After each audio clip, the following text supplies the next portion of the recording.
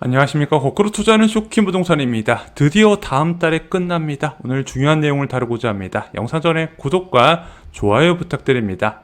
무주택자가 반드시 알아야 되는 부동산 시장 특징이 있습니다. 사람들은 한 번 매수한 아파트를 장기 보유한다는 거죠. 자가 목적이든 투자 목적이든 마찬가지입니다. 왜 그럴까요? 일단 아파트는 무거워요. 취득 과정에서 많은 비용이 발생합니다. 자가로 마련하는 경우에 수리비까지 들어가는데 그것이 만만치가 않아요. 두 번째, 매수 시 사람들은 기대하는 장점이 있어요. 내가 살기 좋다든가 아니면 가족들이 만족한다든가 재건축에 기대감이 있다든가 지하철에 들어올 계획이 있다든가 무엇인가 장기적 관점에서 매수했기 때문에 그것을 지켜나간다는 거죠. 마지막으로 화폐 가치 하락. 시간이 지날수록 자본주의 사회에서는 화폐 가치가 떨어지게 설계되어 있고 그 과정에서 매매 가격과 전세 가격 상승을 동반한다는 건 대부분 집주인들이 알고 있습니다. 그래서 굉장히 오래 끌고 가려고 한다는 거죠. 그럼 주택 보유자가 급하게 집을 처분할 때는 언제일까요?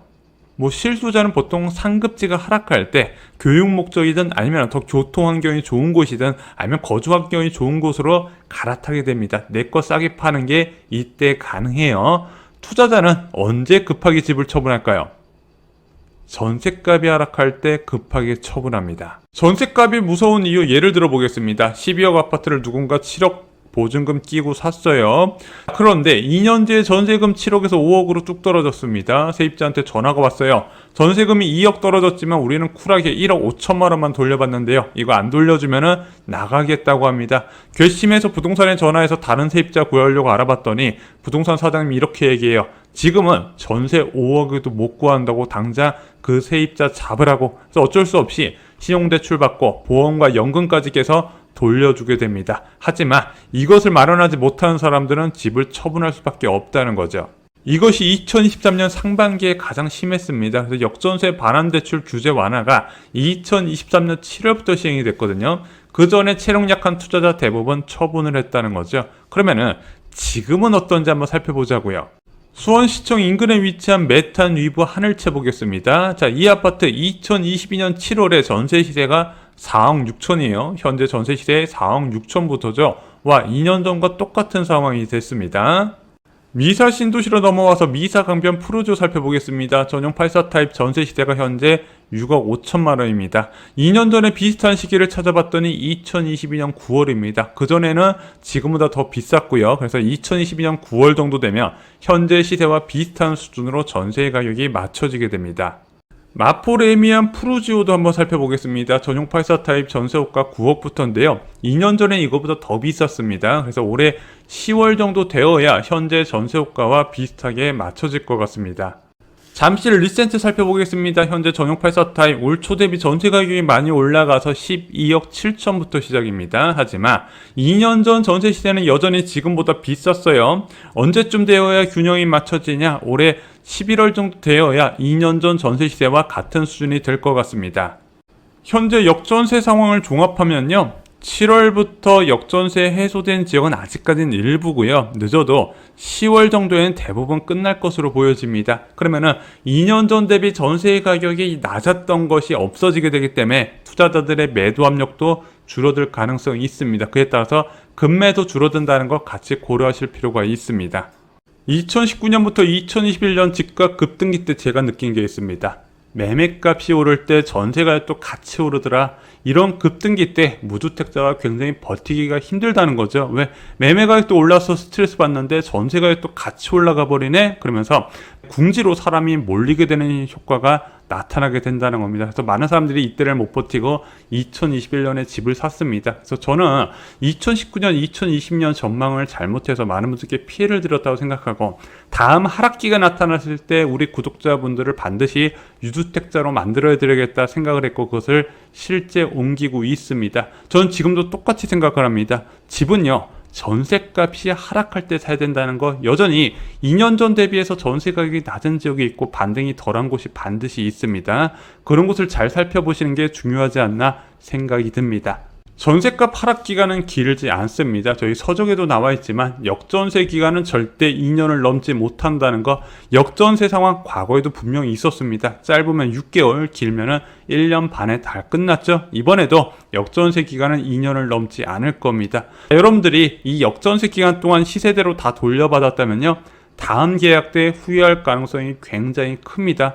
지금 아마 일부 지역에서는 여전히 전세 재계약할 때 일부 돌려받을 가능성이 있다는 거, 저는 다른 의미로 말씀드리면 이것이 오히려 무주택자의 내 집 마련 기회가 되지 않나 생각이 듭니다. 현재 전세 재계약을 앞두고 계신가요? 지금 전세 만기되시는 분들 아마 2년 전보다 전세 가격이 안 올랐거나 떨어지는 분들이 계실 겁니다. 그럼 어떤 생각이 들어요? 집주인한테 친절하게 전화 와서 재계약하자고 할 때 잘 됐네, 연장하면 되겠네, 지금 2년 더 싸게 살 수 있겠다, 이런 생각이 드시나요? 뭐 그렇게 생각하실 수 있고 행동하신 분들이 대다수겠지만, 저는 내가 살 수 있는 아파트 임장을 한번 해보시는 게 어떨까 말씀드리고 싶어요. 무주택자는 대부분 전세보증금에 자금이 묶여있기 때문에 2년에 한 2, 3개월 정도 잠깐 내 집 마련을 구할 수 있는 타이밍이 됩니다. 지금 내가 살 수 있는 아파트 실제로 가보세요. 여러분들이 살 수 있는 대부분의 아파트 가격대는 아직까지 급등하지 않았습니다. 그래서 기회가 여전히 있다고 보는 거예요. 실제 임장을 가보시고요, 현장 분위기가 어떤지 살펴보시기 바랍니다. 진짜 언론의 보도대로 조금만 올랐는지, 수요자가 계속 늘어나고 있는지 현장에서 느껴보시고 전세 재계약 전에 내 집 마련도 한번 고민해 보시는 것을 추천드립니다. 하반기 한국은행에서 기준금리 인하를 시작할 가능성이 높아지고 있습니다. 지금 채권 전문가들 사이에서는 8월 인하야 40% 그리고 10월 인하에 60% 정도 베팅을 하고 있습니다. 언제가 됐든 하반기에 낮아진다는 건 대부분 채권 전문가들의 의견인데요. 기준금리가 낮아지게 된다면 어떤 일이 생길까요? 말씀드렸죠. 매매는 모르지만 전세는 무조건 올라가게 돼 있더라. 왜냐면은 전세 시장은 이미 전세자금 대출과 연관돼 있고, 전세자금 대출은 1년 이하 금융채 금리와 밀접하게 관련이 있습니다. 그래서 예금 금리가 낮아질 때 전세가 또 올라가는 흐름이 나타나게 된다는 거죠. 그럼 전세 가격이 오르게 된다면 매매 가격은 가만히 있을까요? 10년 전에는 전세 가격이 오를 때 매매 가격이 떨어지는 사례가 있었습니다. 공급 과잉에 따른 하락 모델이었지만 현재는 그것을 대입하기 어렵다 말씀드렸습니다. 지금은 전세 가격이 오를 때 매매 가격도 같이 올라가는 게 트렌드라 생각합니다. 많은 무주택자분들 언제 내 집 마련할까요? 보통 비쌀 때 아파트를 사게 됩니다. 매매 가격이 많이 올라갈 때, 전세 가격이 많이 올라갈 때 집을 산다는 거죠. 지금처럼 2년 전 대비해서 전세 가격이 고정된 수준일 때, 아니면 오히려 좀 떨어졌을 때 지금이 장기적으로 나쁘지 않을 수도 있다는 생각이 듭니다. 그래서 지금 전세 만기 시점에 저는 임장을 한번 가보시는 게 좋지 않나 한번 여러분께 권해드립니다. 7월 6일 멤버십 영상에서요, 장이 푸르지오 라디우스 파크 넣을 가치가 있는지, 어느 평형이 넣어야 당첨 확률이 높은지까지 같이 정리를 드렸습니다.